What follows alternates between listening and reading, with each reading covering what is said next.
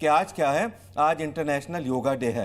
मैं तो ये चाहता हूं हमारी टीमें, जितने लोग हम यहाँ हैं, हम सब लोग इसराइल भी जाएं, फलस्तीन भी जाएं और हम ईरान भी जाएं, उनको योगा सिखाएं, उनसे कहें हम नमाज पढ़ते हैं। क्या इजराइल जाके हम आपसे बात सुनिए मेरी बात, करेंगे? वर्ल्ड पीस आएगी, योगा से आएगी, ठीक है। अरे योगा सुन क्या भड़क क्यों गए? बोले अनुलोम विलोम उनको सिखाएं ताकि शांति आए।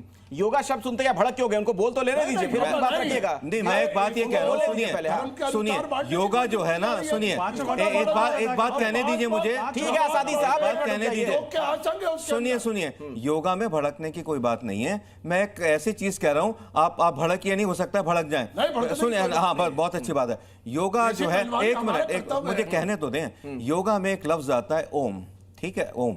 ओम कैसे बनता है? आ से, उर्दू में अलिफ से और मीम से, अलिफ से अल्लाह, मीम से मोहम्मद।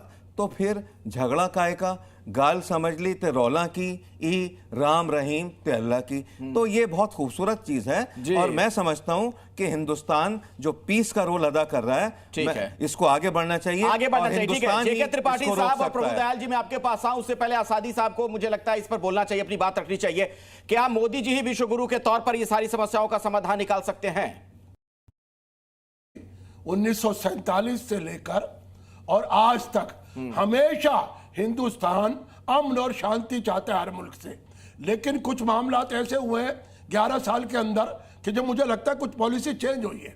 अटल बिहारी वाजपेयी जी हो, आपके देवी गौड़ा जी हो, आई के गुजराल हो, हमारे जो है राजीव गांधी हो, इंदिरा जी हो, चाहे शास्त्री जी हो, चाहे पंडित जी हो, सबकी पॉलिसी पूरे अमन और उसकी शांति की बात अभी भी हुई है, लेकिन आज पॉलिसी अभी भी हुई है, पीस के साथ है। मोदी जी भी फलस्तीन। जेके त्रिपाठी साहब, पॉलिसी चेंज हो गई है क्या? 2014 तक पॉलिसी चेंज हो गई है या आसादी साहब के चश्मे में कोई दिक्कत है? आसादी साहब, पॉलिसी वही है, ये बताइए जेके त्रिपाठी साहब।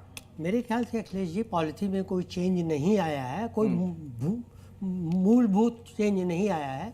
क्योंकि मैं आपको बता दूं, 2018 में हम ये समझाने में, दोनों देशों को, दोनों ममालिक को समझाने में ये सफल हो गए थे, इजराइल को भी और फ़लस्तीन को भी, कि हमसे उनके रिश्ते जो हैं डीहाइफेनेटेड हैं एक दूसरे से।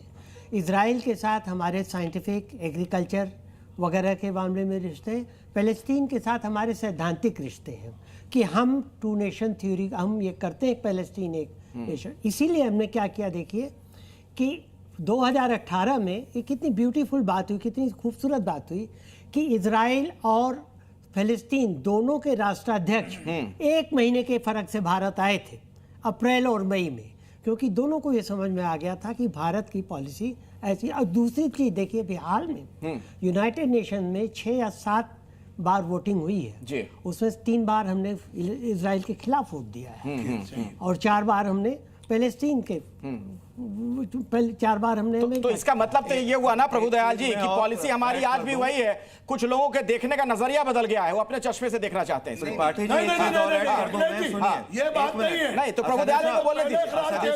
सुनिए हिंदुस्तान की पॉलिसी, सुनिए मेरी बात, जब आई के गुजराल, ठीक है, जरा प्रभुदयाल जी को बोलने दीजिए और भी मेहमान हैं मेरे साथ। ठीक है, त्रिपाठी जी ने बहुत इंपॉर्टेंट बात कही है, मैं उसको थोड़ा सा बढ़ा रहा हूँ। देखिए क्या है, जब कांग्रेस का राज था, ये मैं बड़ी संगीन बात कह रहा हूँ, शायद बहुत से लोगों को खफा कर दे, नाराज कर दे। मिसेस सोनिया गांधी जो थी, उनके ताल्लुकात मोसाद से बहुत अच्छे थे, जब वो पावर में थी उनकी पार्टी, और आज भी हैं।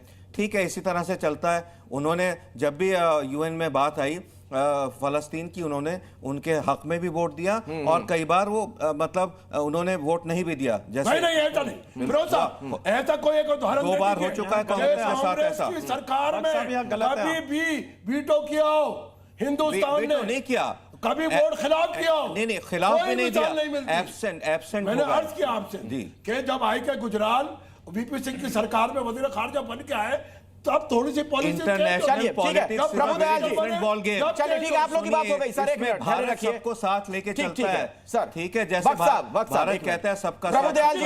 प्रभुदयाल जी मेरा सवाल वही है, सवाल वही है, क्या भारत की पॉलिसी में आप कोई बदलाव देखते हैं या कुछ लोगों का नजरिया बदला हुआ है, खासतौर पर चूंकि मोदी प्रधानमंत्री हैं इसलिए? अगर इजाजत मैं आता हूं सर, आता हूं आपके पास। प्रभुदयाल जी, हाँ देखिए, भारत की पॉलिसी जो है वो हमेशा मल्टी अलाइनमेंट की तरफ रह रही है। देखिए, हम किसी से अलाइन होकर, ये नहीं कि हम इजराइल की तरफ हैं, ईरान की तरफ हैं, दोनों हमारे दोस्त हैं और हम कहते हैं this is not an era of war. लेकिन देखिए, ये पूरी बहस जो है वो मेन मुद्दे से हट के साथ गई। एक बात बोलने दीजिए, असादी साहब उनको बोलने दीजिए, बहुत देर के बाद उनका नंबर आया है। आप ये बता दीजिए देखिए, इस्राइल से इशू हमारी ये दोस्ती कब हुई है है? कि ठीक है, अब उनको बोलने दीजिए। ओआईसी मीटिंग जो है ये मुस्लिम यूनिटी की तरफ जाएगी? क्या सब मुस्लिम देश ईरान के साथ खड़े होते दिखेंगे? मुद्दा ये है। और जैसा मैंने शुरू में कहा था, मुझे नहीं लगता कि ओआईसी मीटिंग हालांकि इजराइल को कंडेम करेगी, लेकिन इसके आगे सहायता देगी। आपने जिक्र किया आसिम मुनीर का कि वो ट्रंप को अब नोबेल प्राइज के लिए नॉमिनेट कर रहे हैं। हाँ, सिफारिश आसिम करा है मुनीर उसकी। ने इजराइल को क्रिटिसाइज किया था और अब वो चुप्पी लगा गए। अब वो पूरी तरह से अमेरिका के इशारे पर चल रहे हैं। उनको जरूर कुछ ना कुछ मिला है अमेरिका से और उन्होंने अमेरिका के प्रेसिडेंट ट्रंप को नॉमिनेट किया है। तो इस तरह से जो मुस्लिम यूनिटी है जी। वो बहुत मुश्किल हो रही है